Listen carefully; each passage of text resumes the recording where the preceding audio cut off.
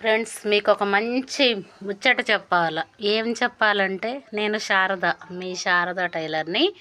నేను ఒక 6 సంవత్సరాల క్రితం అండి, 6 కాదు, ఒక 10 సంవత్సరాల క్రితం ఈ స్టవ్, అద్దం స్టవ్ కొనటం నాకు చాలా, అంటే ఈ స్టవ్ కావాలని చాలా రోజులు వెయిట్ చేశాను నేను. తర్వాత ఎట్టకేలకి ఈ స్టవ్ కొన్నాను. ఇది పూర్తిగా గ్లాస్తో వచ్చిన స్టవ్. అయితే ఏం జరిగిందంటే అండి, ఒకరోజు పిండి వంట చేశా. ఆ కళాయి, కొత్త కళాయి తెచ్చి చేశా. ఆ నూనె వేడిగా ఉందని చెప్పి వదిలేసాను అట్లాగే నైట్. రేపు పొద్దున్న తీసి ఒక డబ్బాలో పోస్తాం కదా ఎవరైనా చల్లారిన తర్వాత అని, ఈ గ్యాస్ పొయ్యి మీద ఉంచా, చిన్న పొయ్యి మీద పెట్టేశాను నైట్. అది ఒక్కొక్క ఓలు చుక్క, చిన్న చుక్క ఉంది ఆ కళాయి, కొత్త కళాయికి అంటే ఓలుంది. ఆ చిన్న రంధ్రంలో నుంచి ఒక్కొక్క డ్రాప్ వచ్చేసి ఈ గ్లాసు అడుగున, ఏదైతే పొయ్యి, కొత్త పొయ్యి అండి, కొని ఒక 7 నెలలు, ఒక నెల 2 నెలలే వాడిన ఉంటాను నేను, నాకు తెలిసి. అయితే అడుగున స్టీల్ పేపర్ ఉంది, ఈ గ్లాస్ కన్నా అడుగున బ్యాక్ సైడ్ ఆ స్టీల్ పేపర్లోకి దూరింది ఆయిల్. తెల్లారి పొద్దున్న నేను టీ పెట్టాను మళ్ళీ పొయ్యి వెలిగించి. ఎమ్మటే అద్దం అండి, పటపట ముక్కలు సినిమాల్లో కనుక ఒకే దగ్గర ముక్కలు అయితే చూడండి, ఆ టైప్లో పగిలిపోయింది ఈ పొయ్యి మొత్తం. ఈ స్పేర్ పార్ట్లు పారేయలేక నేను చాలా జాగ్రత్తగా, భద్రంగా ఇప్పుడు ఇది 8 సంవత్సరాల నుంచి దాశాను ఈ పొయ్యి పార్ట్లు.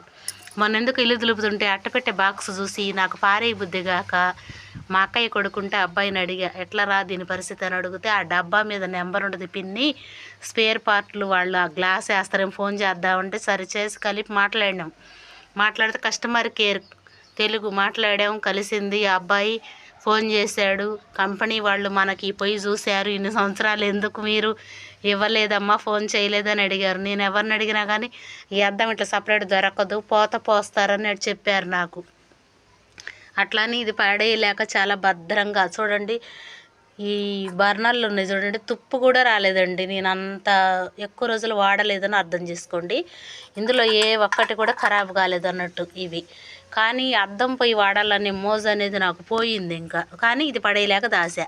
ఫోన్ చేస్తే అబ్బాయి, అమ్మ 1000 రూపాయలు, 1040 రూపాయలు అవుతుంది, ఫిట్ చేస్తా అన్నాడు. ఇప్పుడు వస్తున్నాడు అబ్బాయి ఫిట్ చేసిన తర్వాత, అందుకే తోమి పెడుతున్నాను. ఫిట్ చేశాక మళ్ళీ మీకు నేను ఇది గ్యాస్ పొయ్యి ఏదైతే ఉందో అది మీకు మళ్ళీ వీడియో పెడతాను. చూడండి, అక్కడక్కడ కొంచెం కాలినట్టుగా అయింది ఆ రోజు, కానీ గ్యాస్ బండ అంటుకునే పరిస్థితి అయిందండి దీనివల్ల. అప్పటి నుంచి నాకు భయం వేసి వేరే స్టీల్ పొయ్యి కొనుక్కొచ్చుకున్నాను. మళ్ళీ ఏదో ఒక చిన్న ఫోన్ చేయగానే ఎక్కడో చిన్న ఒక ఆశ అనేది, మళ్ళీ అబ్బాయి వచ్చి ఫిట్ చేస్తామ్మా, అట్లే ఉండదు, కంపెనీ అద్దం వేస్తానని చెప్పాడు.